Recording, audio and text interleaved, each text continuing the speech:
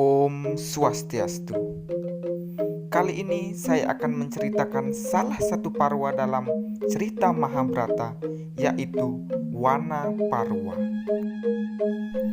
Diceritakan pada saat itu Kaurawa memiliki niat jahat untuk mencelakai para Pandawa.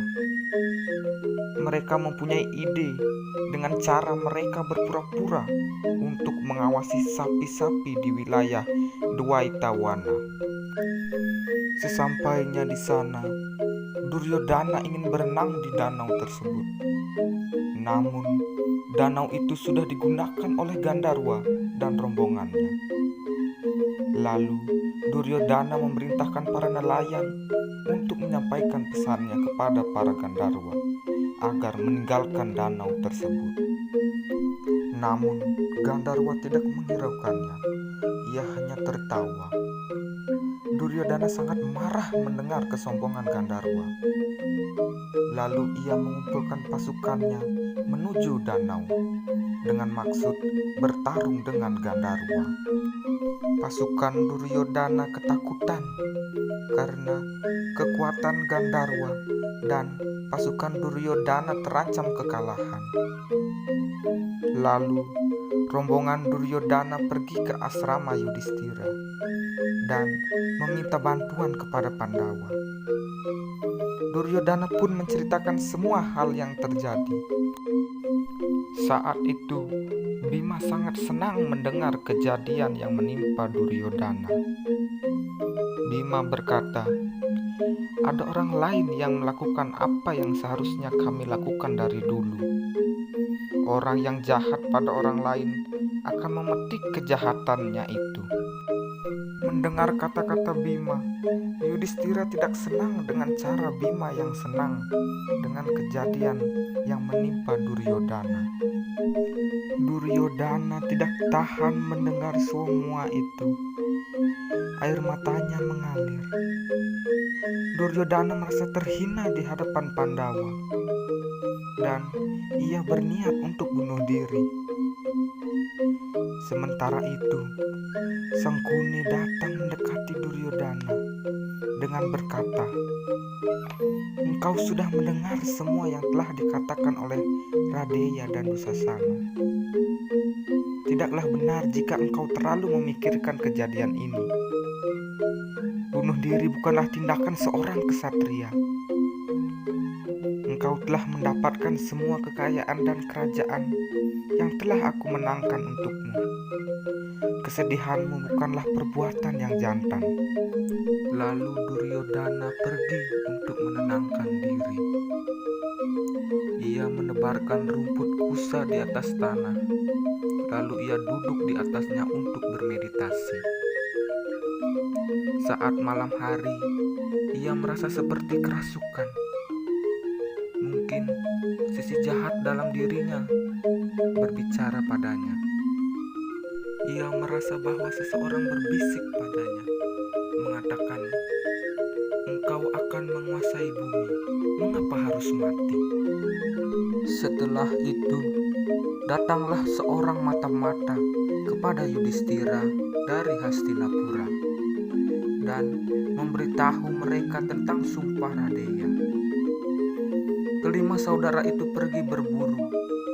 Mereka meninggalkan Drupadi dan Daumya di asrama. Ketika mereka pergi, Jayadratha, Raja Sindu, tidak sengaja lewat di depan asrama. Ia dalam perjalanan menuju ke kerajaan Salwa. Ia melihat Drupadi sedang berdiri di pintu masuk asrama. Ia tidak tahu siapa Drupadi. Ia hanya mengetahui bahwa Drupadi adalah seorang wanita yang cantik. Jayadratha memperkenalkan dirinya kepada Drupadi dan menanyakan kabar dari Pandawa.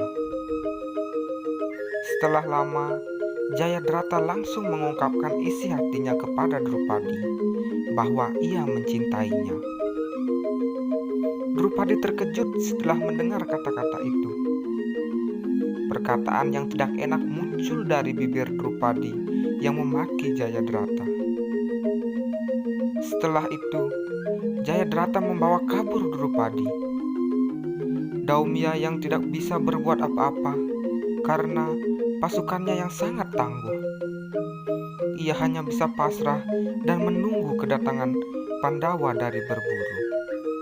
Tanda-tanda buruk memperingati Yudhistira bahwa sesuatu yang buruk telah menanti mereka.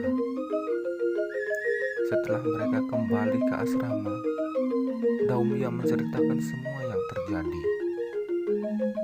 Pandawa langsung mengejar Jayadrata dan menantangnya. Terjadilah pertarungan yang sangat hebat di antara Pandawa dengan Jayadrata. Setelah lama bertarung, Jayadrata kalah. Ketika Pandawa meninggalkan Dwaitawana, ada seorang Brahmana menemui Yudhistira dengan sebuah tujuan. Ia mengatakan bahwa seekor rusa telah memasuki pondoknya dan mengambil kayu-kayu yang dipergunakan untuk membuat api untuk melakukan upacara. Setelah itu, Pandawa mengejar rusa itu, namun rusa itu hilang tanpa kasat mata. Setelah itu, mereka melanjutkan perjalanan. Ia sampai di danau dengan rasa haus dan lapar. Yudhistira mengutus adiknya Nakula untuk mengambil air untuk mereka. Nakula dengan cepat pergi ke danau itu. Sesampai ia di danau, terlihat air yang begitu sejuk. Tiba-tiba ia mendengar suara yang entah dari mana asalnya. Suara itu berkata, "Engkau tidak boleh meminum air itu. Engkau boleh meminum dan membawa air itu jika engkau dapat menjawab pertanyaanku." Nakula sangat haus. Ia tidak memperdulikan suara itu. Ia pun minum. Tiba-tiba Nakula jatuh dan mati. Kakak-kakaknya menunggu sangat lama. Setelah itu, Yudhistira mengutus Sadewa untuk menjemput adiknya. Sesampainya di danau, ia mendengar suara itu. Ia juga tidak menghiraukan suara itu dan langsung meminum air. Ia juga mati. Setelah itu, Yudhistira mengutus Arjuna, kemudian Bima. Mereka juga mengalami nasib yang sama. Yudhistira menunggu lama sekali dan mereka belum kembali juga. Ia pun menuju danau untuk mencari adik-adiknya. Sesampainya di danau, ia terkejut melihat semua saudara-saudara yang ia sayangi meninggal. Ia bingung, kenapa hal ini bisa terjadi? Tiba-tiba, suara yang misterius itu muncul.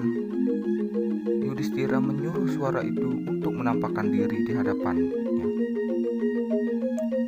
Yaksa yang sangat mengerikan menampakkan diri. Yudhistira memberi hormat kepada yaksa tersebut karena kekuatannya. Yaksa itu kembali memberikan pertanyaan kepada Yudhistira, dan Yudhistira mencoba menjawab pertanyaan tersebut. Sekian cerita dari Wana Parwa. Akhir kata, saya tutup dengan Om Santi Santi Santi Om.